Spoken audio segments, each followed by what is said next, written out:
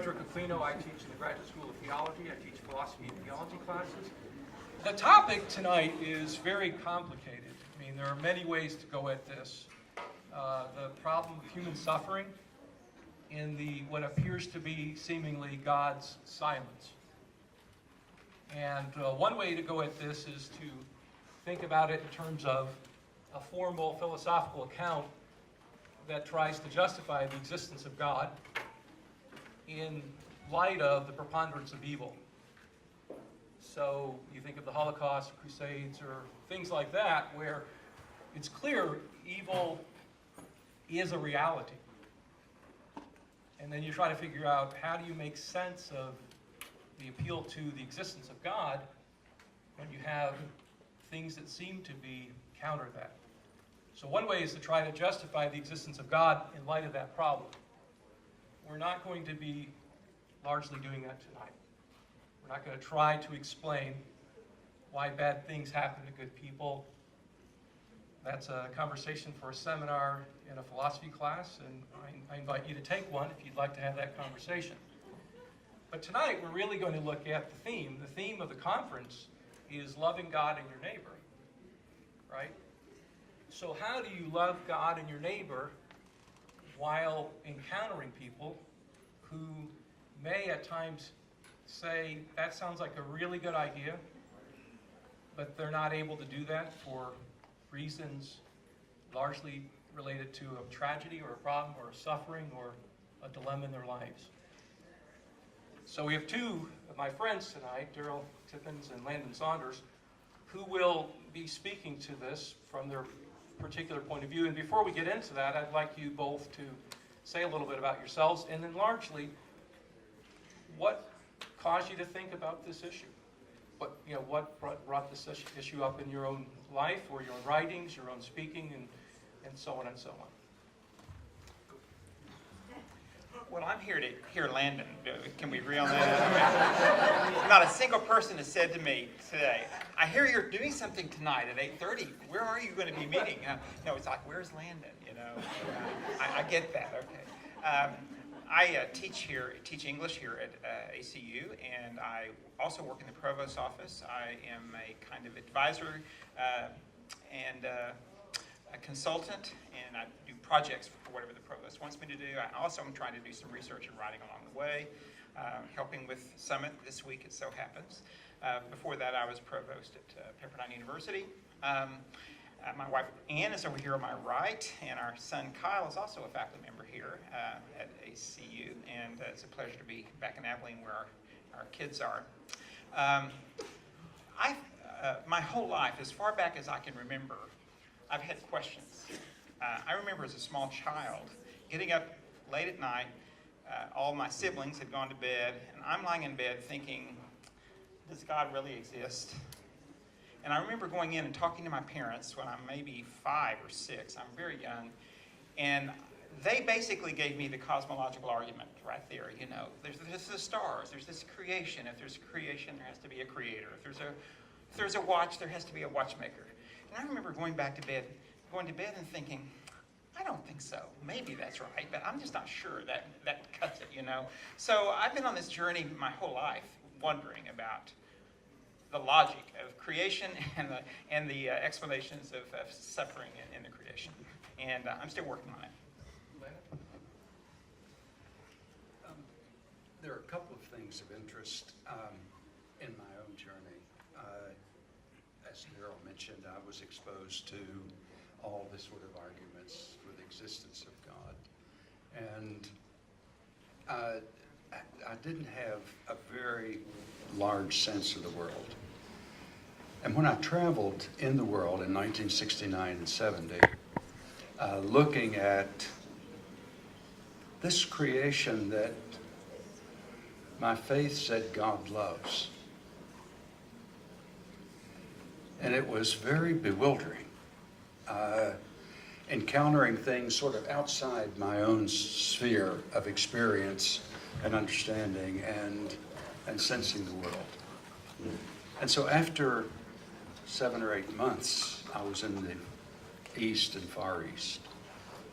And I entered what the mystics would call the dark night of the soul.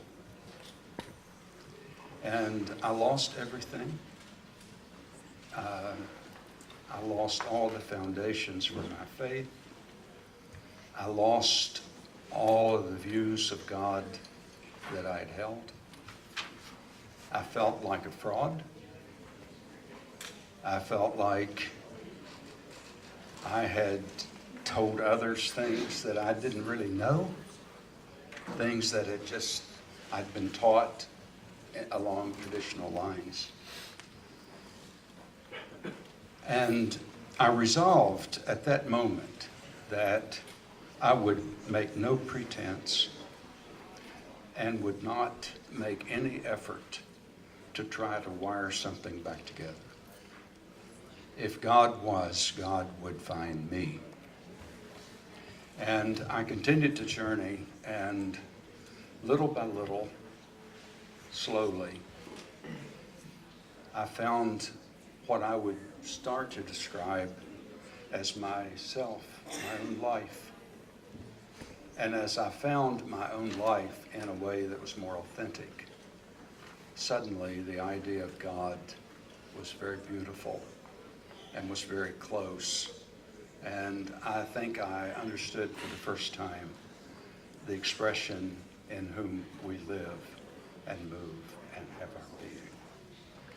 And by getting rid of some of the idols of the mind about God, getting rid of some of those false images that created so many of the problems, one of which we're dealing with tonight, it created a space in my soul for thinking about God and the human condition in a little different way.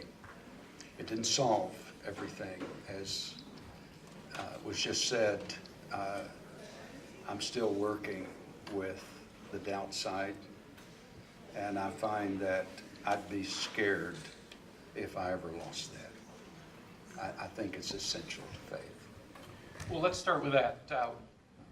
We all have experiences of doubt on some level.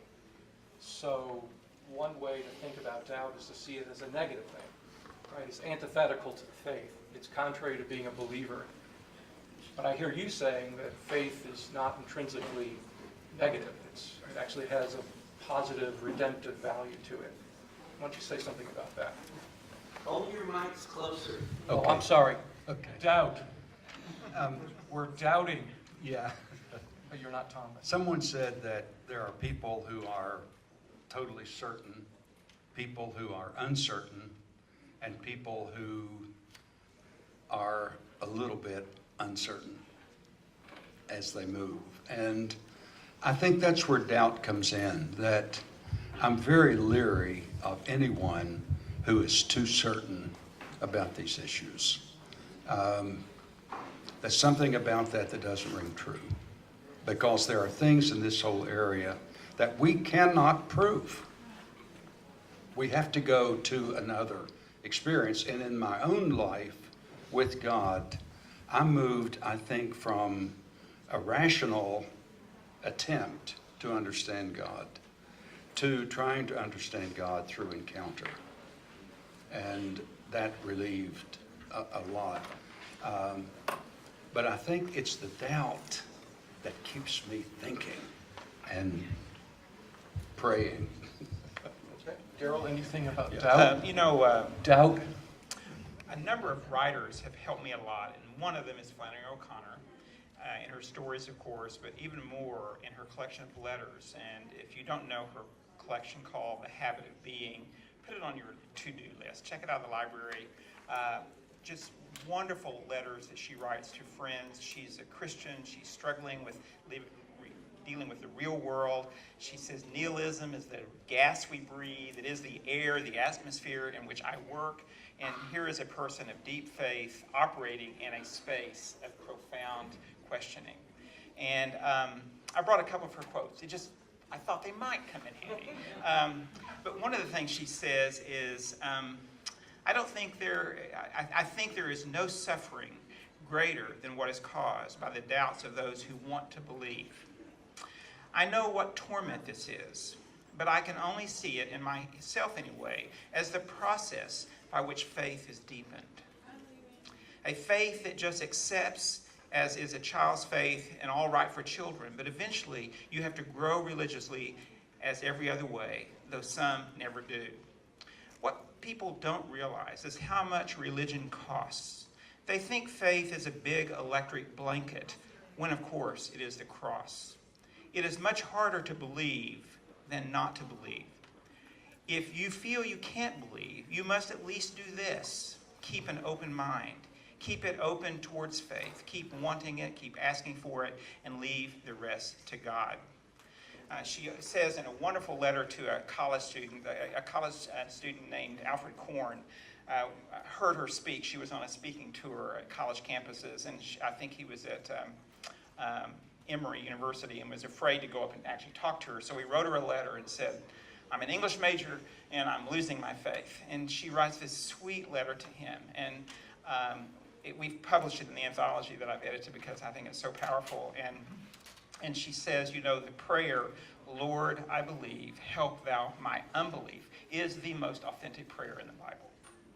And she validates the crucible of doubt and shows again and again how a kind of authentic doubting, including learning to doubt your doubts. If you're going to be a skeptic, then go all the way and become skeptical even about your skepticism. It's a wonderful process that she lays out. So if you were to put in one sentence a definition of doubt, because somebody might be listening to you and say, really all you're talking about is just a lack of faith. Is that what you mean by doubt? Or do you mean something more specific? And it sounds like, Landon, doubt comes in degrees. In other words, if you're Rene Descartes, doubt is fundamental to the idea of coming to know something. It has an instrumental value. In other words, if he can doubt anything, that it isn't a basis of knowing. When you think of doubt in the way that you're talking about it, and from your quotations and from your experiences, somebody said, give me a definition, what would you say? I heard faith, I heard uncertainty, maybe something like that, but is there anything else that comes to your mind in terms of a definition, especially in light of the problem of human suffering, right? Because that's the topic tonight. It's not just doubt in general.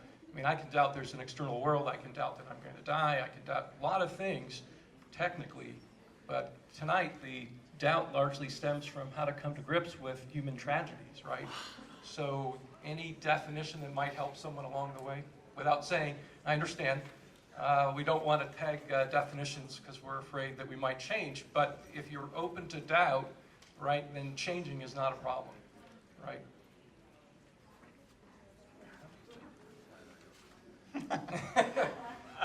I just asked Darryl how he thought Flannery. How was Flannery? I wish I could channel my inner Flannery here a little bit better. Well, let me switch authors.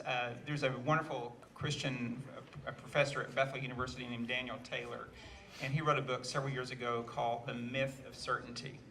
And one of the nicest things that happened to me in my years at ACU in the 90s was I had a group of students who clearly weren't going to church regularly, and I just invited them to come over to our home for a series of Wednesday nights, and we read Daniel Taylor's book together, The Myth of Certainty. And at the very core of Taylor's book, the point is that that if you're certain, then there is no room for faith. That uncertainty is wonderful because it creates space for the possibility of faith. In other words, if it's true that we walk by faith and not by sight, then to confess that you can't see, that's doubt, right? If you're walking in the dark and you're not sure whether there's a chair in the way, you're in a kind of epistemic doubt, aren't you? You're trusting, so there's a way to doubt simultaneously as you trust, as you walk in the dark. And isn't that really Barbara Brown Taylor's idea too, learning to walk in the dark? I highly recommend that book to you on this subject too, that learning to walk in the dark is actually being honest about the human condition, isn't it?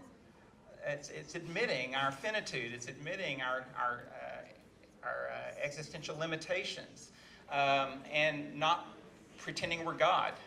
And so So to me, this kind of uncertainty is not scary. It's actually positive. He used the word epistemic.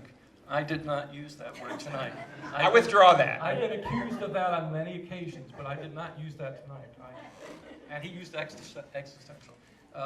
So, okay, we've talked about doubt, and it sounds like doubt might be, there's room for uncertainty.